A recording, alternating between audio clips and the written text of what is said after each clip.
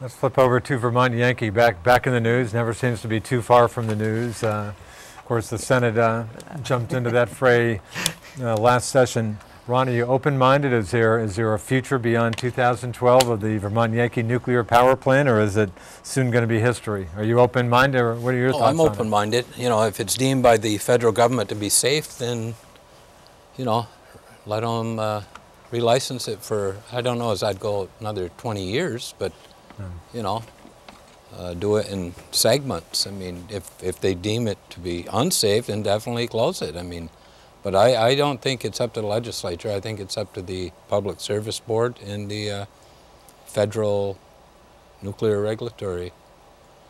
It's you know, it's cheap power, and we're not sure what the new contract's going to cost, but it's still, you know, it's there. If it works, use it. What about the Hydro-Quebec contract that the state negotiated during this last legislative session? Was that a good deal for the state? Well, yeah. I mean, you know, it's clean energy. I mean, I love hydropower.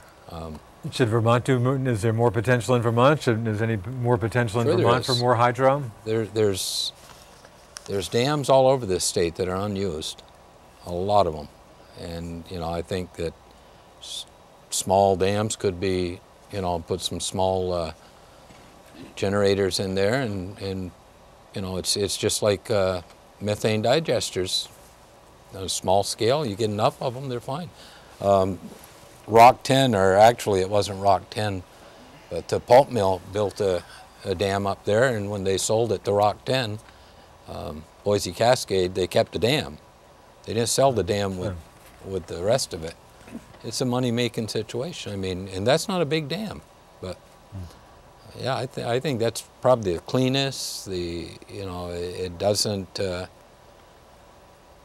know, affect the scenic beauty. I mean, they put a few feet on top of the one in Highgate. You never noticed it. It's just an inflatable 4 or 5 feet. And back to Vermont Yankee. Some talk. Apparently, the site. I don't know if it was licensed, but original plans for the site at Vermont Yankee in Vernon had plans for a second nuclear power plant. I hear some people talk about that. Is it conceivable in Vermont's political climate? Could you see it's probably not conceivable anywhere in the country. I mean, they talk about it. President Obama has said, you know, we should look at it, but you try it and see where it'll go. I mean, France, that's 80% of their power, but they've got there's a newer generation of nuclear power plants out there. I think definitely they should look at it. If there's place for it at Vernon, then go there. But I've been told by some people that they were licensed for 2. Others say no, they weren't. I don't know.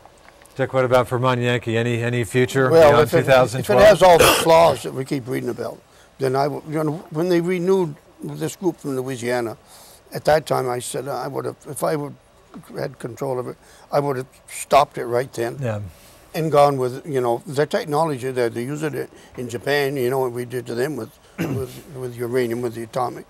And Belgium, Germany, you know, those countries aren't trying to self-destruct, that's for darn sure. And if they can use it, and the technology is there, I mean, I think this was a bummer from day one. It seemed to have had flaws from when they started. Now, of course, that only, but I would definitely stop it and go new. Go new. I mean, the part I think we missed out, part of our energy source was not keeping some rights on the Connecticut River. We missed a source right there. As I recall, Senator Aluzzi was wanted to pursue that issue and didn't. Kept, the Canadian government, I think, controlled all that. No, not all of it, but we could have had, I don't know, at least 40%. We should have kept. Yeah. What about the Vermont's contract with Hydro-Quebec? Oh, I think that's a gem. You know, yeah, it's Northwest. We should. Well, right now we've had a favorable because of our previous contract. We've had the best position in New England, but. You know, that is, every morning you wake up, they got a leak of another source down there.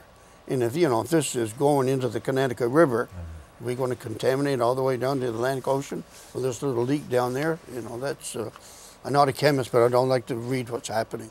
Get rid of it once and for all. If it's wrong and they can't get their licensing, all right, it's a danger, it's a hazard to our health, stop it. Lynn, how do you see the Vermont Yankee issue? You open-minded? Any hope for the future? Well, I'm open-minded, and I am hopefully optimistic. I do see the situation that with Entergy, with these tritium issues, tritium apparently is something that goes with nuclear power, and I think the company has to be hyper-vigilant and hyper-diligent in monitoring and testing and making sure that if something needs to be taken care of, that they take care of it, and they're transparent about it, and if it needs to be removed or corrected or whatever, that they do it promptly and quickly and are right on top of it. We had a resolution put forward by the representative from Vernon, who represented there quite a while. I guess she was there 10 years in the House representing Vernon. And her resolution was to have the second license to take advantage of the $54 billion that Obama talked about for nuclear energy, and having our congressional delegation ask for $2 billion of it to be put out to bid to somebody. It doesn't necessarily have to be Entergy, to have them build a new state-of-the-art facility that could be put at Vernon, and then we could close down the old one. This is in the form of a resolution? It was a resolution in the House. How did that fare? It went on the wall and it never came out. I think it went into natural resources. The Senate had an amendment when they voted on that closing of the plant. Yeah. There was an amendment put forward that it basically said the same thing. And so those are options, I think, that we really need to look at. I mean, you've got 640 jobs of people who are making an average $83,000 a year. They pay over $100 million in generation fees to the state of Vermont, basically in taxes. They completely fund the Clean Energy Renewable Fund that is available, that the state uses to give to renewable energy sources, like the methane digesters. And, you know, without that, that funding is completely gone. Before you go and totally dismiss that out of hand, I think we have to sit down and make sure that the NRC, the Nuclear Regulatory Commission, can make sure it's safe. And the Public Service Board, which is the appropriate place to do this, can sit down and look at the issues. That's what they're appointed to do. They look at ratepayers, they look at the industry, they regulate, and that's their job. I'm not sure the legislature is the place for this to be. Yeah. Todd, what about Vermont Yankee? Yeah, well, obviously I have concerns about safety and about Entergy's transparency. You hear that much from your would-be constituents? Actually, I hear it a little bit. You know, not as much as obviously some of the other bread and butter issues, but that does come up because people are concerned. Particularly, I've been talking with small business owners and so forth who are concerned about energy costs and the like. But I think that I think the legislature does have a right and a responsibility because it's the people's voice, more directly than any board or what have you. So I think we have every purview over that kind of discussion as legislators. I think that what people miss when they talk about loss of jobs and so forth is that there was a study done by Thomas Cavett, who is the consulting economist for the legislature, and for Jeffrey Carr, who's been the state economist for a number of years, goes back to the first Snelling administration and so on. They were tasked to come up with an economic study on the impact of Vermont Yankee, and they came up with 4 scenarios, 2 of which involve closing Vermont Yankee at some point. One is a green option, which says we close Vermont Yankee and invest aggressively in renewable energy sources, which is a stimulus kind of approach, first of all, and also will ultimately set us up for energy security in the 21st century. And they found that that would actually create significantly more jobs than keeping Vermont Yankee open, actually to the tune of about 2,600 jobs per year throughout the life cycle of the study.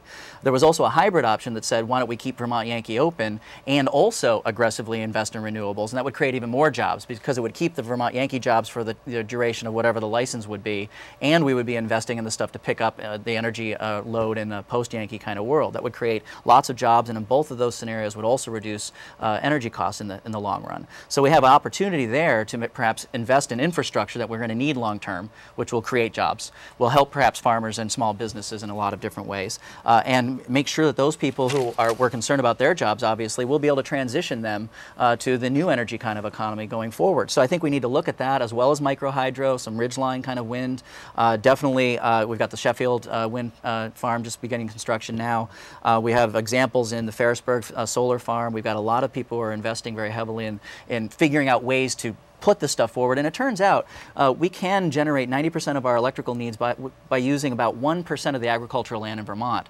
And then we could use cow power and some of these other parts of the portfolio to provide the base load power. So I think if we look at it not just in the short term of, gosh, if we lose Vermont Yankee, we're going to lose jobs, but what can we do to create even more jobs and actually a more secure energy future, then I think we're going to have some other options there. We've got to kind of get away from some of that logjam there where people have their ideological kind of I'm set in, you know, pro-nuke or anti-nuke or whatever. I think we need to look at it in kind of a more nuanced fashion. And we have a study that actually was provided for the legislature that gives us that data. Interesting.